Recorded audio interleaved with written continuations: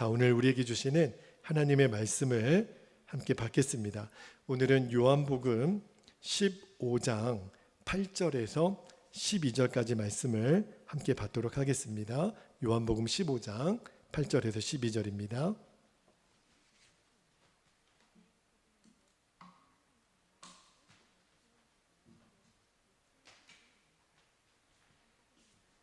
자, 8절 제가 먼저 읽고 우리 한 절씩 말씀을 교독합니다. 8절입니다. 너희가 열매를 많이 맺으면 내 아버지께서 영광을 받으실 것이요 너희는 내 제자가 되리라. 아버지께서 나를 사랑하신 것 같이 나도 너희를 사랑하였으니 나의 사랑 안에 거하라. 10절 내가 아버지의 계명을 지켜 그의 사랑 안에 거하는 것 같이 너희도 내 계명을 지키면 내 사랑 안에 거하리라.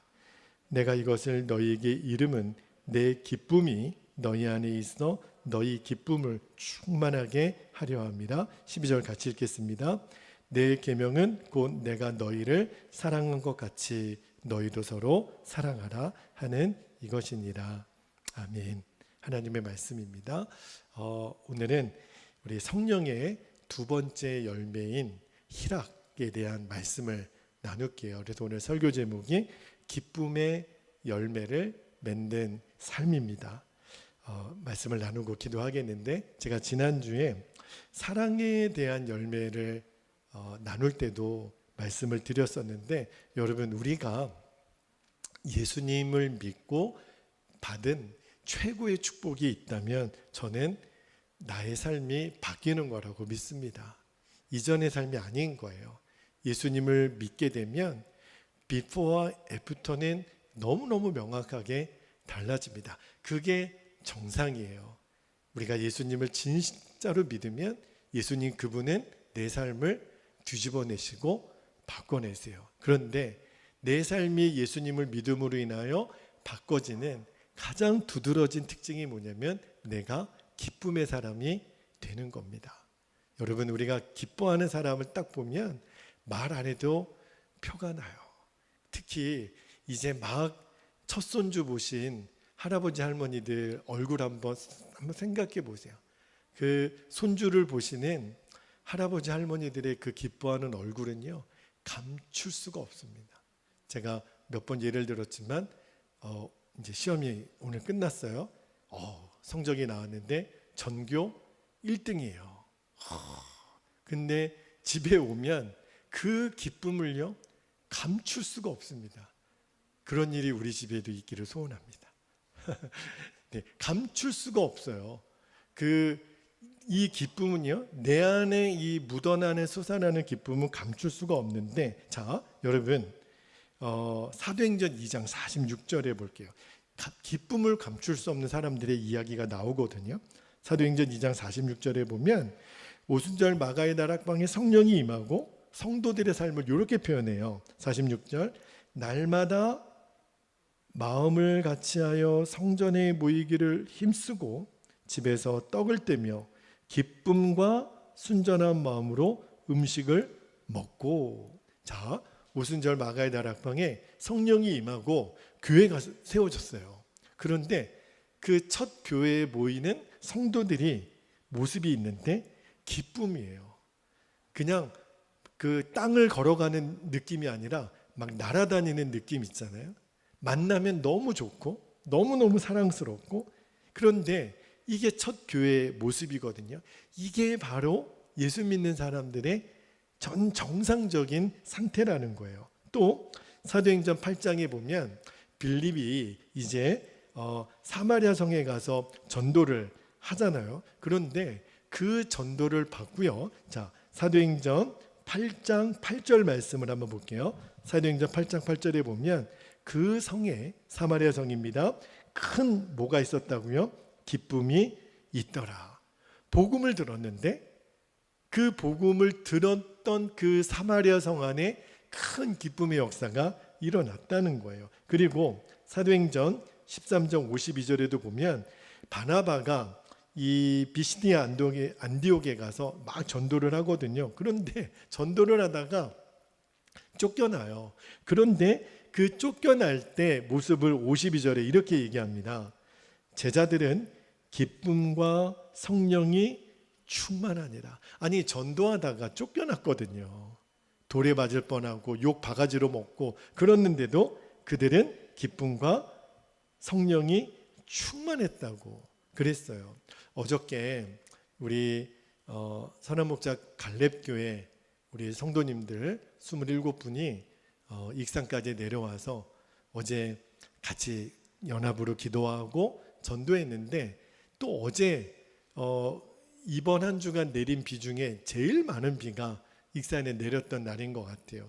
비가 오지 않기를 그렇게 많이 기도했는데, 그런데 제가 이렇게 전도 나가실 때 모습, 비가 막 억수로 내리는데, 그런데 그 얼굴들이 너무너무 기쁜 거예요. 한 분도 괜히 왔대, 이렇게 비 올 줄 알았으면 안 올 걸. 그리고 전도 현장에 가서 어떤 일이 있었는지 제가 나중에 들었어요.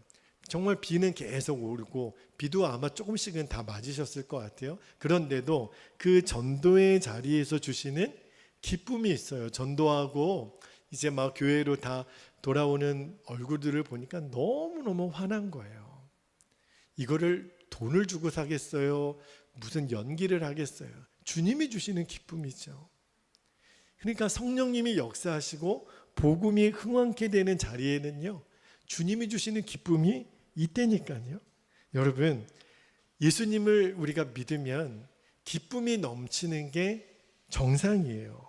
그러니까 내가 지금 예수님을 제대로 믿고 있는지 아닌지는 뭘 보면 알 수 있냐면, 여러분, 우리가 자가 진단 키트라는 게 있잖아요. 그거 가지고 바이러스를 검출하는 것처럼 내가 지금 예수님을 잘 믿고 있는가, 자가 검진 키트가 있어요. 뭐냐면 기쁨이라고 하는 그 키트에 나를 이렇게 찍어보면 돼요.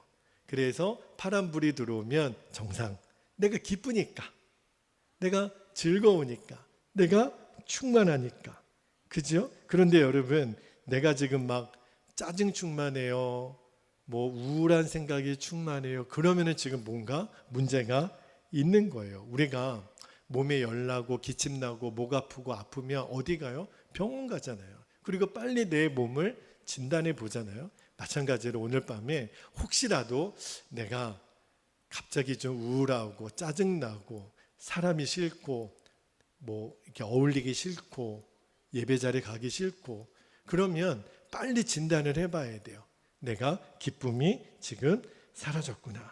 여러분, 제가 지난주에 사랑도 마찬가지지만 성령의 9가지 모든 열매는 환경이나 조건이 나에게 가져다 주는 게 아니라 그랬어요. 사랑도 마찬가지고 기쁨도 똑같습니다. 우리는 어떤 기뻐할 일이 있으면 내가 기쁠 것 같아요. 그죠? 뭐 손주를 보면 기쁘고, 성적을 잘 받으면 기쁘고, 갑자기 재정이 많이 생기면 기쁘고, 그런데 그 기쁨은요, 너무너무 잠깐이에요. 진짜 잠깐 있다 없어지는 기쁨이에요. 진짜 기쁨이 아니니까. 그러니까 진짜 기쁨은 어떤 환경이나 조건에 의해서 주어지는 게 아니라 예수님, 그분이 주시는 거예요. 예수님이 주시는 기쁨이에요. 자, 오늘 읽은 요한복음 15장 11절 말씀을 한번 볼게요. 요한복음 15장 11절에 내가 이것을 너희에게 이름은 내 기쁨이 너희 안에 있어. 밑줄 한번 해보세요. 분명히 내 기쁨이라 그랬어요. 예수님의 기쁨이 너희 안에 있어 너희 기쁨을 충만하게 하려 함이라. 이 11절 말씀에서 중요한 것은 예수님의 기쁨이 우리 안에 있다는 거예요.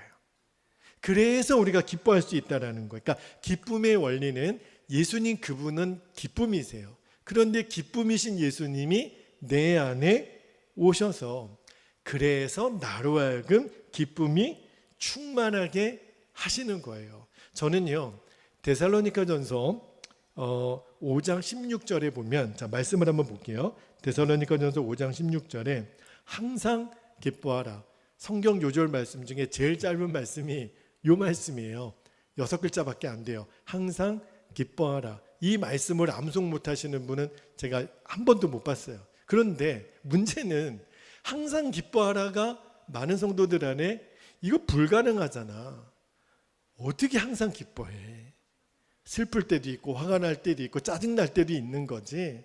어떻게 항상 기뻐해? 이 말씀은 좀 너무하시잖아. 근데 여러분, 항상 기뻐하는 원리가 내가 어떤 조건과 환경으로 기뻐한다 그러면 불가능한 일이죠. 그런데 기쁨의 근원이신 예수님이 내 안에 계시니까 그분은 항상 기뻐하시는 분이거든요. 그분이 내 생명이 된 사람은 항상 기뻐할 수 있구나. 이게 성경의 진리라는 거예요. 어떻게 그게 될까? 내 안에 계시는 예수님 때문에 그런 거예요. 우리는 내 조건과 내 형편을 따지는 우리에게는 모든 순간이 어떻게 기쁨이 되겠어요. 그런데 내 안에 계시는 예수님, 그분이 기쁨으로 충만하니까 내 안에 예수님으로 충만하는 사람은 기쁠 수밖에 없다라는 거예요. 그러니까 사도행전부터 쭉 말씀을 읽어보면 희한한 일이 일어납니다. 예수님의 제자들 그리고 사도들이 복음을 전하면 욕먹고, 복음을 전하면 때리고, 복음을 전하면 옥에 가두고, 그런데도 그들은 기뻤다 그랬어요. 그들은 감사했다 그랬어요. 그들은 오히려 찬송했다 그랬어요. 미친 사람들 아니에요. 때리는데 기뻐요. 욕하는데 기뻐요. 옥에 가두는데도 기뻐요. 그런데 사도행전 안에 나오는 제자들은 진짜 그랬어요. 뭘 말하는 거죠? 기쁨의 조건이 환경이나 여건에 있는 게 아니라는 거예요. 예수님 그분이라는 거예요. 예수님 그분이 내 마음속에 있으니까. 그런데 문제는, 자, 그렇다면 기쁨의 근원이 예수님, 기쁨의 근원이신 예수님이 내 안에 계시다라는 것을 저와 여러분이 모릅니까? 그동안 수도 없이 들었던 말씀이잖아요. 예수님 믿으면 성령으로 예수님이 내 안에 내재하시고 함께 하신다라는 것을 모르는 사람이 누가 있어요? 그런데 현실은 내가 왜 이렇게 안 기쁘지? 왜 이렇게 슬프지? 왜 이렇게 내가 짜증이 나지? 이유가 있다는 거예요. 아직도 우리가 주님의 복음에 대해서 명확하게 모르는 거예요. 예전에 다시복음 앞에라고 하는 그 집회가 있었거든요. 그때 어느 교수님이 그런 예를 한번 드신 적이 있으셨어요. 어느 청년이 이렇게 무덤 앞에서 무덤을 지키고 있어서 지나가는 사람이 그 청년에게 물었답니다. 이 무덤은 누구의 무덤입니까? 아버님의 무덤입니까? 어머님의 무덤입니까? 할아버지 할머니의 무덤입니까? 그랬더니 아니라는 거예요. 그러면 도대체 이 무덤 안에 누가 있기에 당신은 이 무덤 앞에서 무덤을 지키고 있습니까? 물었더니 그 무덤을 지키는 청년이 그러더라는 거예요. 이 무덤은 저의 무덤입니다. 아니, 지금 말이 안 되잖아요. 지금 당신 살아있는데 어떻게 저 무덤이 당신의 무덤이냐고 이렇게 이제 물으니까 그 청년이 하는 이야기가 사연이 있다는 거예요. 자기가 3대 독자랍니다. 그러면 남자는, 우리나라 대한민국의 남자는 다 군대를 가야 되잖아요. 그런데 워낙 손이 귀한 집안이라 이제 영장이 날라와서 이제 군대를 가야 되는데 어떻게 하면 집안에서 이 아이들을 군대 안 보낼까 이렇게 고민하고 있는 중에 그 마을에 이 아들의 절실한 친구가 그런 제안을 하더라는 거예요. 아유, 너 3대 독자인데 내가 너 대신에 군대 갈게. 그리고 이제 나라에서 그 조사가 나오면 안 되니까 내가 너의 이름을 가지고 내가 너의 이름으로 대신 군대 가줄게. 세상에 이런 고마운 친구가 어디 있어요? 내 이름을 가지고 군대를 가서 나는 이제 군대를 면제받게 된 거예요. 근데 문제가 생겼어요. 내 이름으로 군대 간 그 친구가 그만 군대 갔다가 이제 사고로 죽게 되는 일이, 전사하는 일이 생긴 거예요. 자, 내 이름으로 대신 군대 가서 이제 죽은 그 친구가 이제 시신이 되어 돌아왔는데, 그래가지고 얼마나 고마웠던 친구예요. 그래서 그 친구를 위해서 무덤을 만들어줬는데 내 이름으로 가지고 군대 갔다 죽어서 그 무덤의 이름이 자기 이름인 거예요. 그러니까 아주 틀린 말이 아니더라고요. 그래서 이 무덤에 제 무덤입니다. 그래서 저는 이 무덤을 평생 지키고 있는 겁니다. 그 친구를 기리기 위해서. 자, 실제 있었던 이야기는 아닐 거예요. 자, 이런 예가 있다고 한번 해봅시다. 자, 여러분, 이 친구가 참 마음은 가상하지 않아요? 내 이름으로 나를 위하여 군대 갔다가 이 죽은 친구가 너무너무 미안하기도 하고 고맙기도 했을 거 아니에요. 그죠?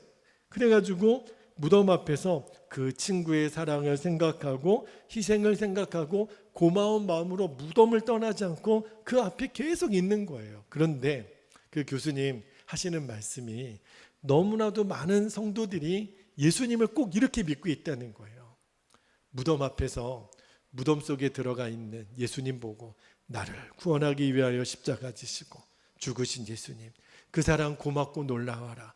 나는 그 무덤 앞에서 예수님의 사랑을 감사하고 나를 구원하신 그 예수님을 기억하며 24시간 십자가 앞에서 슬퍼하고 있는 성도들이 너무너무 많다는 거예요. 주님의 뜻은 거기에 있지 않다라는 거죠. 만약에 그 교수님이 그런 예를 들으시더라고요. 만약에 무덤 속에 있는 그 친구가 잠깐 좀 이렇게 일어나서 무덤 바깥에 그 시신을 지키고 있는 친구에게 말을 할 수 있다면 이렇게 얘기하지 않았겠어요? 야, 이 친구야, 왜 무덤 앞에 있어? 빨리 가. 내가 너 이러려고 대신 죽은 줄 알아? 이렇게 궁상 떨지 말고 세상에 나가서 내 대신에 의미 있는 삶을 살아. 내가 너를 자랑스러워할 수 있는 삶을 살아. 그래서 내가 너를 위해 죽은 것이 정말 잘했구나. 그런 마음으로 내가 너를 바라볼 수 있도록 너 그렇게 살아.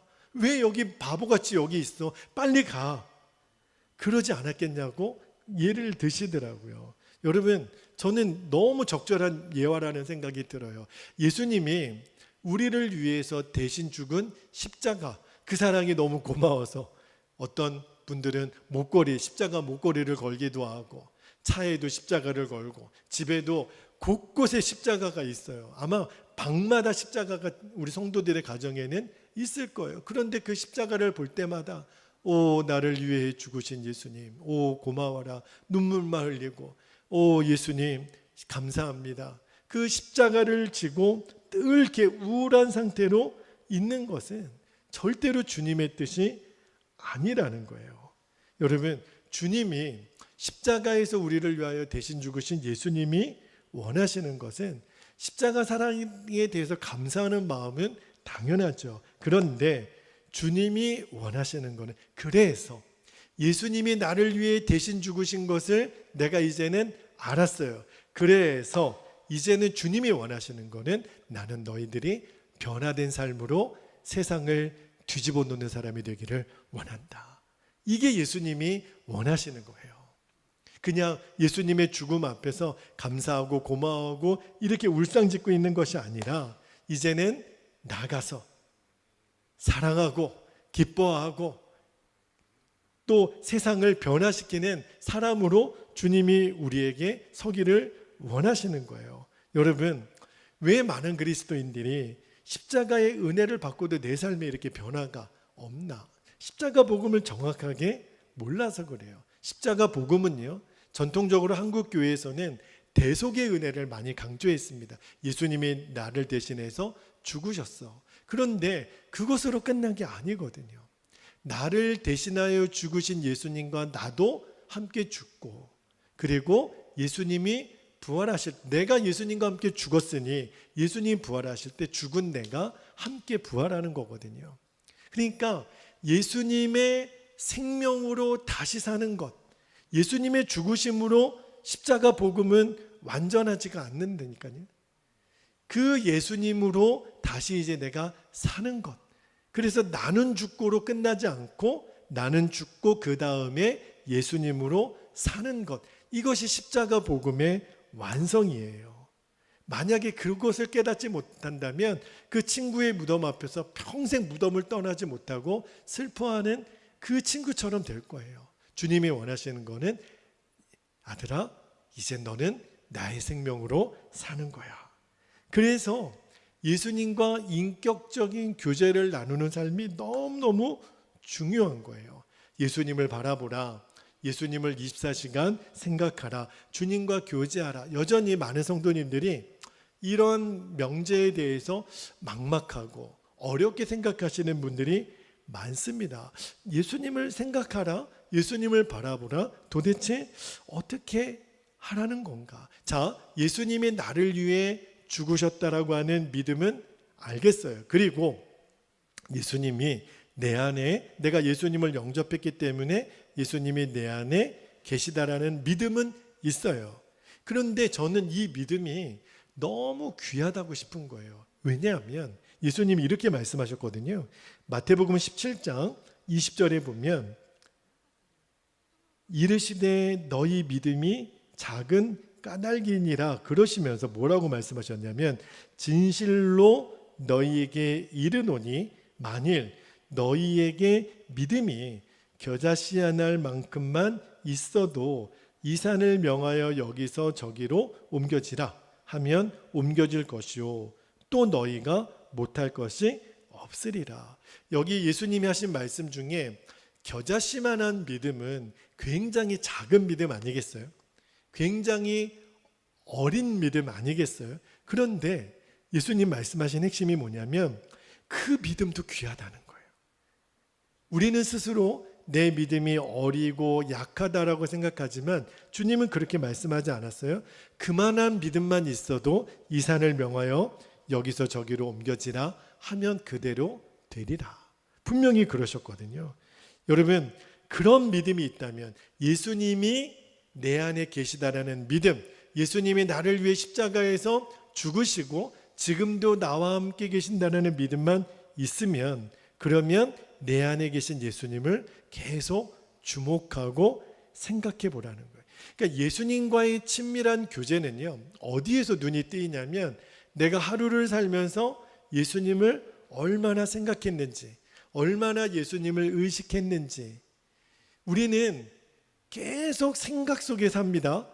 우리가 잠에서 깨어나서 잠자리에 들 때까지 계속 생각은 내 안에 들어왔다 나갔다 들어왔다 나갔다 하거든요. 그때 내가 오늘 하루를 살면서 예수님을 얼마나 생각했는지를 계속 떠올려 보는 거예요. 그래서 저는 동행일기라고 하는 일기를 매일 씁니다. 왜 그러냐면 그냥 내 하루의 삶이 뭐했다가 아니라 내가 이러한 일들이 있었구나, 내가 누구를 만났구나, 무슨 일을 했구나. 그런데 그때 나는 예수님을 얼마나 생각했지? 나는 얼마나 바라봤지? 그거를 기록하는 연습을 매일매일 하고 있어요. 할 수 있으면 안 빠지고 쓰고 그렇게 하려고 하는 이유가 뭐냐면 그렇게 예수님 생각을 계속하면 그 순간순간에 적어도 밤에 잠자리 들기 전에 그 생각하는 훈련이요, 이제는 조금씩 내가 실제로 아무도 없을 때 내가 생각 속에 문득문득 예수님 외에 다른 생각을 할 때 있잖아요. 그런데 이제는 예수님이 조금씩 예수님 생각을 계속 떠올리게 해주세요. 아, 예수님이 보고 계시는데 내가 이런 말은 아니잖아, 이런 생각은 아니잖아. 그리고 어떤 실수를 하고 넘어졌을 때 아, 예수님, 바로 그냥 예수님이 나와요. 예수님, 제가 또 넘어졌네요. 옛날에는 그냥 아무 생각 없이 지나갔던 일이 아, 예수님 그렇게 이름을 부르고 그런 훈련이 계속 되어지고 있어요. 그러니까 여러분, 예수님을 바라보라, 예수님과 교제하라. 처음에는 굉장히 막연한 것 같지만 이제 우리가 생각해서 예수님을 계속 내 주인으로 초청하는 거예요. 계속 의식적으로 예수님을 생각하면 여러분, 놀라운 변화가 일어납니다. 사람이 갑자기 확 변할 수는 없겠지만 조금씩 내 생각과 내 마음을 주님이 지금 지배하고 계시는구나. 왜냐하면 사랑이 되어지더라고요. 기쁨이 되어지더라고요. 옛날에는 어떤 조건이 만족되어야만 저는 기뻐할 수 있는 사람이었거든요. 그런데 이제 주님이 조금씩 내가 주님을 생각하면 생각할수록 내 안에 사랑이 되어지고 기쁨이 되어지고 잘못한 일이 있으면 빨리 회개가 되어지고 그 속도가 점점 무너졌던 것이 다시 회복되는 속도가 조금씩 빨라지고 있어요. 그게 저는 너무너무 놀라운 변화라고 생각합니다. 여러분, 내 의지와 상관이 없는 거예요. 우리가 계속 주님과의 친밀한 교제에 눈이 열리면 내 의지랑 상관없다니까요. 기쁨은 되어지는 거예요. 사랑은 되어지는 거예요. 그래서 사랑도 기쁨도 무슨 열매? 성령의 열매라고 그래요. 내가 맺을 수 있는 열매면 마준천의 열매였겠죠. 그러나 저절로 맺어지는 사랑과 희락의 열매. 왜 그렇지요? 주님이 맺어주시는 거예요. 내가 할 일은 그 주님 바라보고 주님 생각하고 주님이 내 마음의 생각에 주인 되시도록 내어드리는 거. 그래서 여러분, 오늘 말씀에 요한복음 15장 8절 말씀을 다시 한번 볼게요. 굉장히 중요한 말씀이 나옵니다. 8절에 너희가 열매를 많이 맺으면 내 아버지께서 영광을 받으실 것이요 너희는 내 제자가 되리라. 여러분, 주님의 계획은요, 우리가 열매를 많이 맺게 하시는데요. 그러면 여러분 한번 여쭤볼게요. 열매를 많이 맺는다라는 거는 뭐겠어요? 돈을 많이 버는 거겠어요? 전도를 많이 하는 거겠어요? 도대체 무슨 열매를 많이 맺으면 아버지가 영광을 받으시는 거죠? 여기서 말하는 열매를 맺는다라는 말은요, 우리의 삶이 변한다는 거예요. 열매의 핵심은 삶이 바뀌어지는 거예요. 늘 짜증 충만, 원망 충만, 걱정 충만, 염려 충만했던 내가 사랑 충만, 온유 충만, 희락 충만, 오래 참음 충만, 자비 충만, 양선 충만, 이렇게 바뀌어가는 거예요. 이게 열매가 맺어지는 삶이에요. 사랑이 되어지고 기쁨이 되어지고 온유가 되어지고 오래 참는 게 되어지고 절제가 되어지고 저절로 되는 거예요. 누가 나를 감시해서 절제가 되어지는 거는요, 그거는 절제가 아니죠. 구속이죠. 요즘 어떤 큰 중범죄를 저지른 사람이 내가 그 사람 나중에 나가면 복수하겠다 그래서 한 달 동안 독방에 감금되는 그 처형을 받았다는 이야기가 있잖아요. 여러분, 그 감금에서 그 사람을 바꾸려고 하는 거는 구속이에요. 그러나 절제는요, 되어지는 거예요. 내 힘으로 할 수 없는 거예요. 성령이 그분이 하시는 거예요. 그런데 이것이 어떻게 가능하냐? 9절에 그 답이 나오더라고요. 9절 말씀 한번 볼게요. 오늘 본문 요한복음 15장 9절에 아버지께서 나를 사랑하신 것 같이 나도 너희를 사랑하였으니, 그 다음이 중요합니다. 나의 사랑 안에 거하라. 예수님 말씀하신 거예요. 열매를 맺는 유일한 방법, 나의 사랑 안에 거하라. 나의 사랑 안에 거하라는 게 내 안에 거하라. 똑같은 말이거든요. 그러면 어떤 일이 일어나냐면 11절 말씀에 우리가 주님 안에 거하면 되어지는 열매를 이렇게 얘기합니다. 11절에 내 기쁨이 너희 안에 있어. 너희들이 내 사랑 안에 거해. 그러면 내 기쁨이 너희 안에 있어 너희 기쁨을 충만하게 하려 함이라. 여러분, 이제 아셨죠? 이제 우리가 기뻐할 수 있는 비밀이 여기 있는 거예요. 내가 예수님 사랑 안에 거하는 거예요. 내 생각과 마음의 주인으로 예수님을 모셔드리는 거예요. 계속해서 예수님 생각을 하는 거예요. 그러면 주님이 말씀하시기를 내 기쁨이 너희 안에 있을 거야.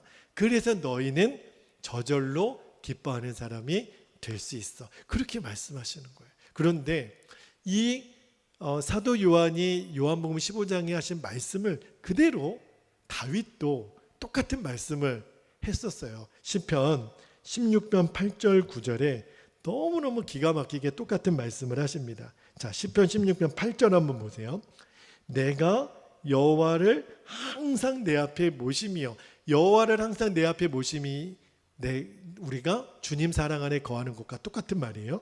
그가 나의 오른쪽에 계심으로 내가 흔들리지 아니하리로다. 그러면 어떤 결과가 일어나냐면 9절에 시편 16편 9절에 이러므로 여호와를 항상 내 앞에 모심으로 나의 마음이 기쁘고 나의 영도 즐거워하며 내 육체도 안전히 살리니.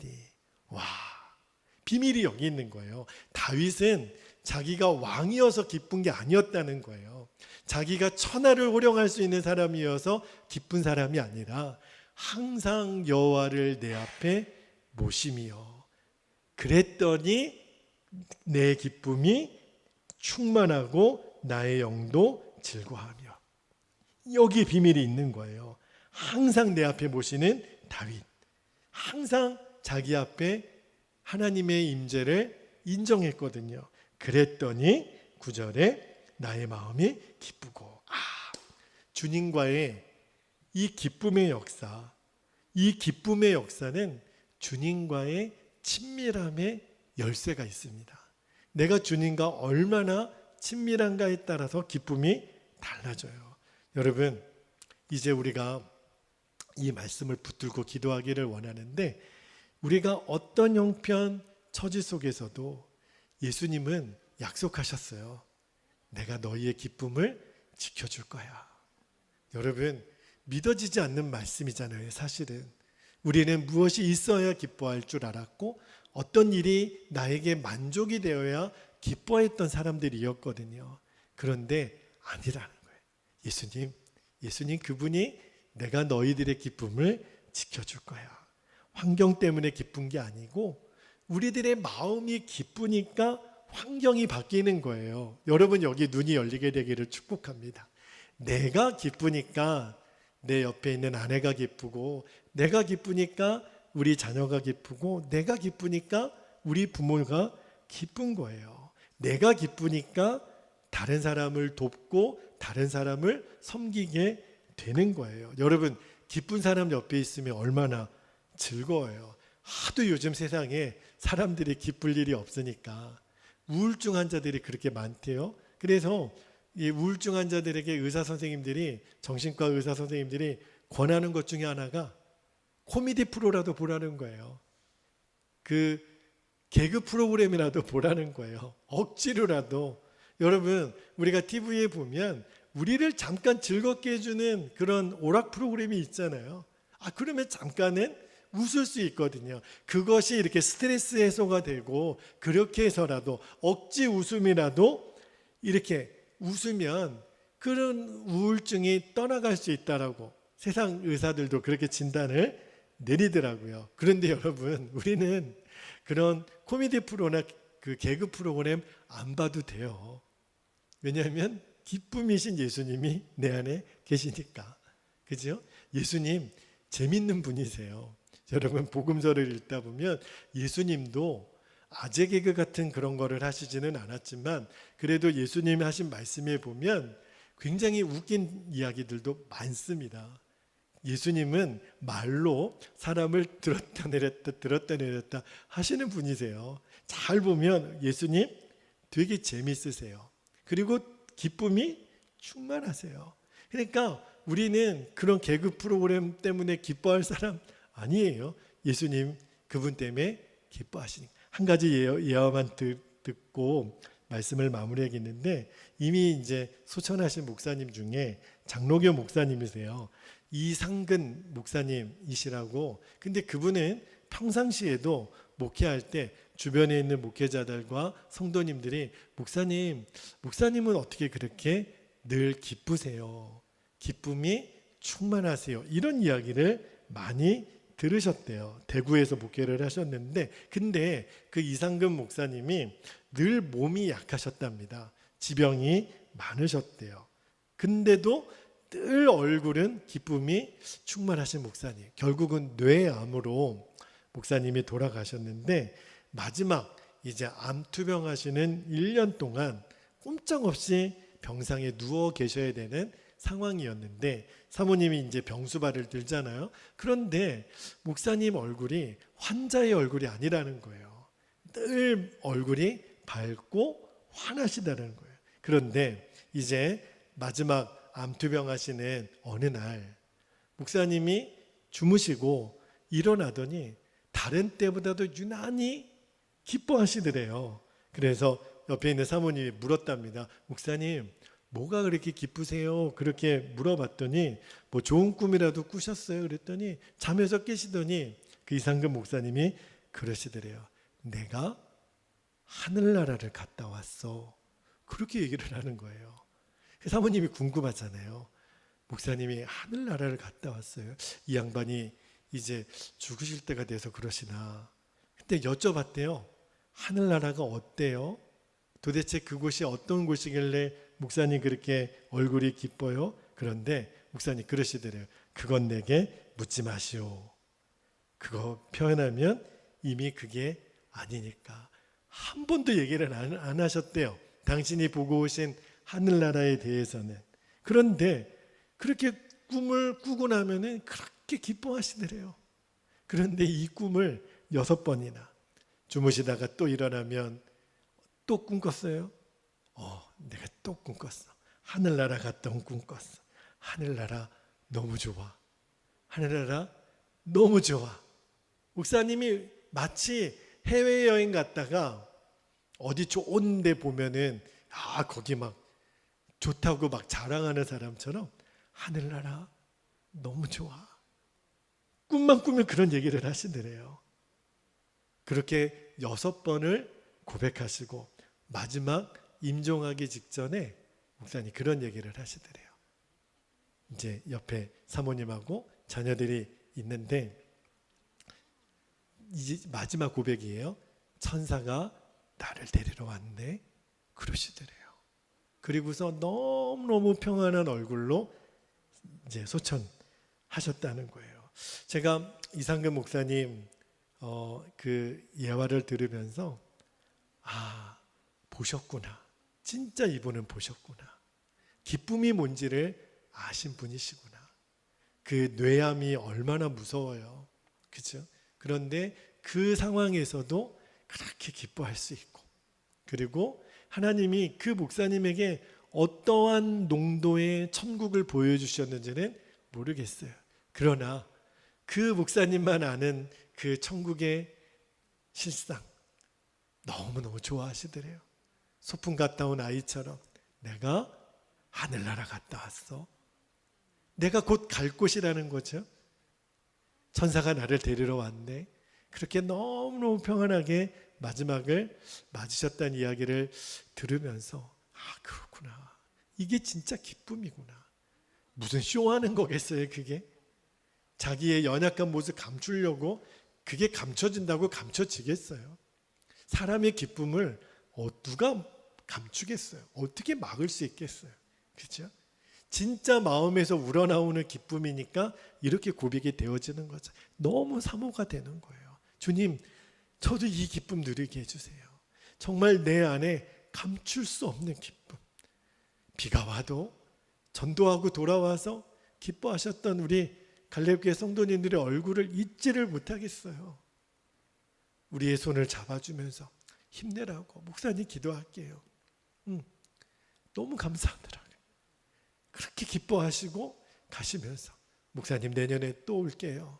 우리가 또 와서 베델교회 부흥을 우리가 함께 기뻐할 거예요. 그렇게 말씀해 주시고 가시는데 이게 기쁨이구나. 예수님 내 안에 계신 그것이 누려지는 이 기쁨, 예수님과의 친밀함을 통해서 누려지는 이 기쁨, 너무너무 사모가 되는 거예요. 오늘 성령의 2번째 열매 희락에 대한 말씀을 나누었습니다. 사랑도 되어지는 거고요, 기쁨도 되어지는 거예요. 열쇠는 예수님 그분이십니다. 항상 여호와 앞에 있었던 다윗처럼 오늘 사도 요한의 고백처럼 나의 사랑 안에 거하라 예수님 말씀하셨던 것처럼, 그러면 내 기쁨이 너희 안에 있어 너희 기쁨이 충만하리라. 여러분, 오늘 이 눈이 분명하게 띄어지는 밤이 되기를 주의 이름으로 축복합니다. 이제 우리 기도하겠습니다.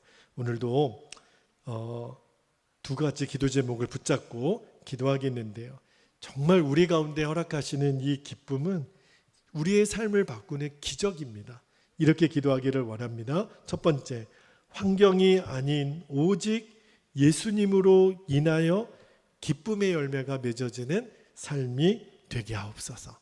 예수님이 맺으시는 열매예요. 두 번째, 예수님 안에 거하는 은혜와 주님과의 친밀함이 더욱 충만히 누려지게 하옵소서.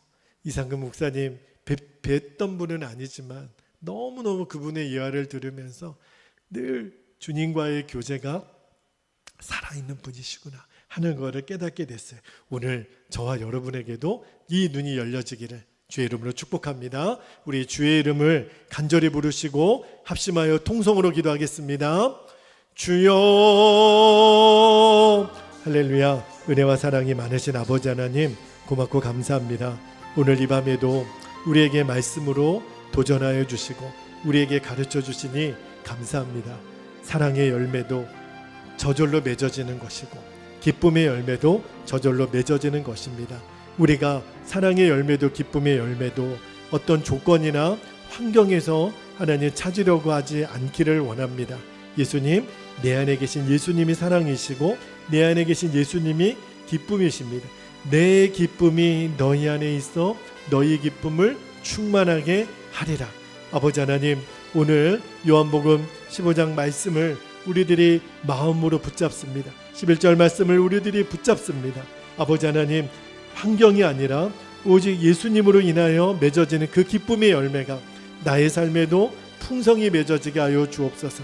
내 삶이 달라지는 열매, 하나님, 사랑이 되어지고 기쁨이 되어지고 오래 참음이 되어지고 화평케 되는 게 되어지고 충성되고 온유하고 절제하는 것이 되어지는 아버지 하나님, 저절로 맺어지는 아버지 하나님, 이 성령의 열매에 대해서 우리들이 완전히 눈이 열리게 되기를 원합니다. 오늘 특별히 기쁨의 열매가 맺어지는 은혜가 있기를 원합니다. 우리들의 마음을 두렵게 하고 낙심하게 하고 짜증나게 하고 아버지 하나님, 화평하지 못하게 하는 모든 축계로부터 오지 않은 내 마음의 상태는 예수 그리스도의 이름으로 파쇄되어 떠나갈지어다.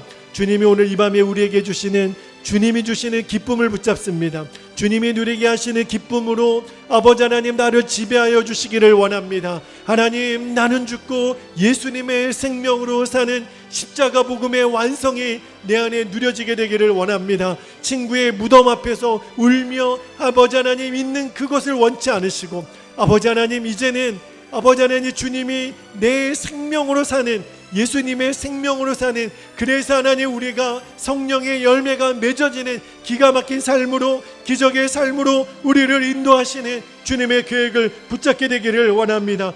예수님 내 안에 거하시는 은혜를 분명히 눈뜨게 되기를 원합니다. 다윗이 아버지 하나님 눈 떴던 것처럼 여호와를 항상 내 앞에 모시며, 네, 그렇습니다. 주님, 예수님과의 친밀함입니다. 주님, 내 안에, 내가 주님 안에 거하는 아버지 하나님 놀라운 친밀함으로 우리를 계속 이끌어 주시기를 원합니다. 우리의 영광과 육을 그렇게 사로잡아 이끌어 주시기를 원합니다. 주님을 바라보는 깊이가 더 깊어지게 되기를 원합니다. 주님을 생각하는 빈도가 더 많아지게 되기를 원합니다. 주님, 내 생각과 마음까지도 지배하시고 다스려 주실 때 나를 변화시키시는 주님, 이제는 사랑이 되어지고 기쁨이 되어지고 성령의 열매가 하나님 내 의지와 상관없이 맺어지는 놀라운 삶으로 아버지 하나님 우리를 인도해 주시는 주님의 계획을 붙잡습니다. 이것이 십자가 복음의 완성임을 믿습니다. 아버지 하나님, 주님과의 친밀함이 더욱더 내 안에 실제가 되게 하여 주옵소서. 더욱더 누려지게 하여 주옵소서. 2023년도 이제 상반기를 마무리합니다. 아버지 하나님, 이 상반기에도 주님은 우리 교회 안에, 우리 가정 안에, 제 안에 너무너무 놀라운 역사들을 많이 베풀어 주셨습니다. 그래서 더욱 기대가 되는 것은 이제 하반기입니다. 아버지 하나님, 우리 교회 안에도 많은 변화들이 있었지만 그러나 주님은 여전히 우리 안에 기쁨의 근원이 되시고 아버지 하나님, 이제 하반기에는 이 성령의 열매가 우리 성도들 안에, 우리의 교회 안에 더욱더 실제가 되고 누려지는 은혜를 허락하여 주실 줄 믿습니다. 환경과 조건이 아니었습니다. 예수님 그분이십니다. 예수님 당신이십니다. 예수님이 내 안에 기쁨이신 예수님이 내 안에 충만하시니 아버지 하나님, 그 기쁨으로 내가 기뻐할 수 있음을 아버지 하나님 우리들이 늘 기억하며 아버지 하나님 꿈같은 기적이 아버지 하나님 우리가 마음껏 기뻐할 수 있는 오직 예수님으로 인하여 부어지는 그 기쁨이 우리에게 간증이 되게 해주시고 아버지 하나님, 2024년도 하반기 우리 교회 안에 주님이 놀랍게 역사하실 것을 아버지 하나님 기대합니다. 지금도 아버지 하나님 꿈과 같은 일들을 주님은 이미 상반기에 이루어내셨습니다. 주님이 하셨습니다. 다 주님이 하셨습니다. 그리고 주님이 하실 것입니다. 우리가 주목하는 것은 주님입니다. 주님이 하실 것을 믿습니다. 아버지, 내 안에 주님이 이루실 주님을 하나님 신뢰합니다. 주님, 그렇게 우리가 믿음으로 반응하고 믿음으로 주님 앞에 나아가게 하여 주십시오. 우리의 교회와 성도들이, 우리 가정이 그렇게 반응하여 나아갈 수 있도록 인도해 주시기를 원합니다. 그러면 충분합니다. 되어지는 역사, 맺어지는 열매, 아버지 하나님 사랑도 되어지고 아버지 하나님 기쁨도 되어지는 이 놀라운 열매, 우리가 더욱더 눈이 열리게 하여 주옵소서. 그렇게 우리를 인도하여 주옵소서. 오 아버지, 감사합니다. 그렇게 인도하실 주님을 찬양합니다. 주님 찬양합니다. 오 아버지, 감사합니다.